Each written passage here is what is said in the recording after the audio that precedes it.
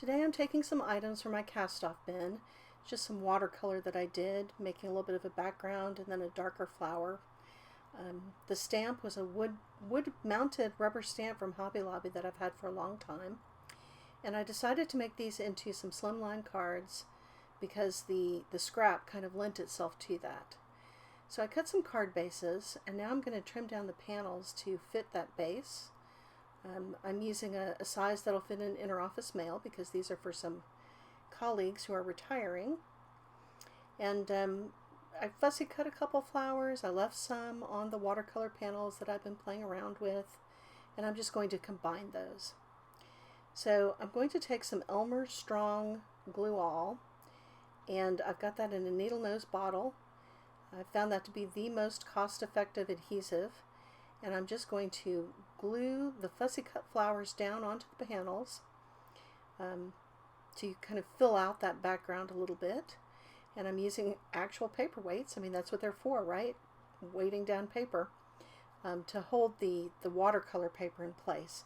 It does tend to warp a little bit when it's exposed to water, and so having a weight on top of it to help the glue dry, get everything flat is very helpful, I think. And the glue is perfectly fine for holding this all together. Now I'm going to stamp the greeting, and I'm using a Fun Stamper's Journey stamp and die set that I got when Spellbinders moved their warehouse a couple years ago. It was deeply cheap. And I'm using some mixed media paper because I'm going to watercolor on it, and I need to be able to stand up to a little bit of water. I'm using a stamp platform because I'm going to double stamp, first with Stampin' Up! Melon Mambo ink for the color, and then I'm going to use Versamark and clear embossing powder to emboss over it because I want the ink to stand up to the watercolor. Now, you don't have to emboss here. I don't need the raised edge of the embossing powder. You could alternatively do the watercolor first and then do the stamping on top, but if you stamp on dye ink first and then use watercolor, then all the ink is going to run. So it either has to be permanent ink trapped under embossing powder or some type of pigment ink first and then watercolor, or watercolor first with dye stamping on top of it. Either way will work. I am cleaning my stamps between the different types of ink and drying them off a little bit to try to minimize the ink transfer between the two different kinds of ink pads. I would rather not have pink ink on my Versamark ink pad for the next project. That's really the only reason why I'm worried about it. So after applying the Versamark, I'm using some clear embossing powder and just a scrap piece of paper to catch the excess embossing powder, and then using my heat tool to melt the embossing powder until it's smooth and melted. It's pretty quick. This is not a big block of embossing powder, so it melts pretty quickly when you do it this way. And then, since I'm making 3 cards, since that's how much leftover project I had, I'm going to go ahead and do the greeting a couple more times. For my stamp cleaning, I'm using a piece of car chamois that I cut up, that I just keep in a plastic bowl to keep the water from getting all over my work surface. I do like the stamp chamois that are made, the commercial chamois, but I live in a really humid climate, and so anything that sits around here that's damp ultimately mildews.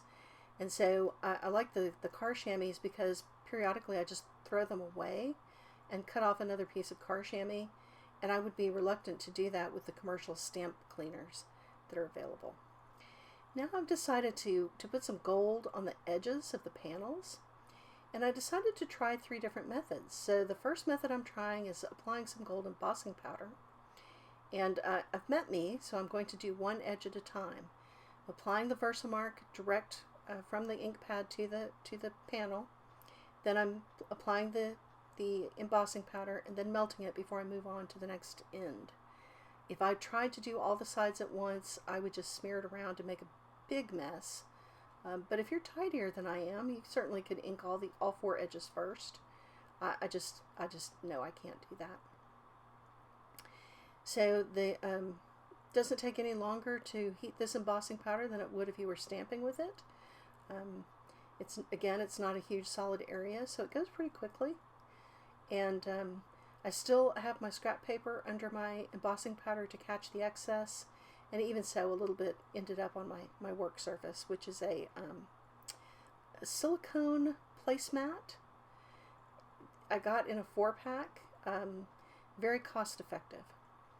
For my next method for inking the edges, or for putting some gold on the edges, I'm using Literal Metallic Ink. I got this, I think, in a Hero Arts card kit, and it is a Sunico product. It's very nice. I'm just applying it with a paintbrush in a casual fashion to the edges, so that it's similar to the Versamark that was direct to paper.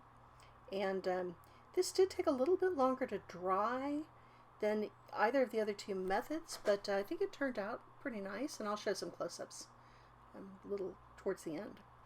The third method I'm using is a Kuretake metallic watercolor in gold. This is the 901 color that I'm applying. I thought that was the closest match to the embossing powder that I had used on the flowers, and just applying that to the edge with a paintbrush.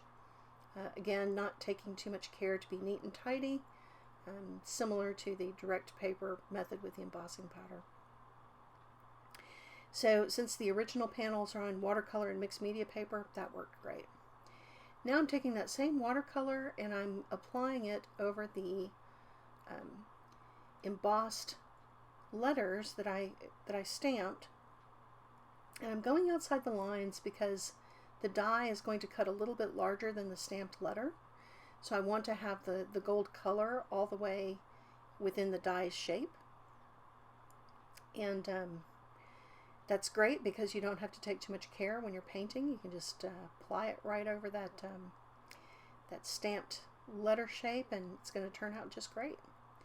If you don't have a stamp and die set, certainly you could fussy cut or stamp the letters a little bit closer together so that they can be cut out in a group instead of cut out individually. So I'm just using the mixed up watercolor. I just spray a little water directly into that palette. That's a Kuretake palette, and applying the watercolor.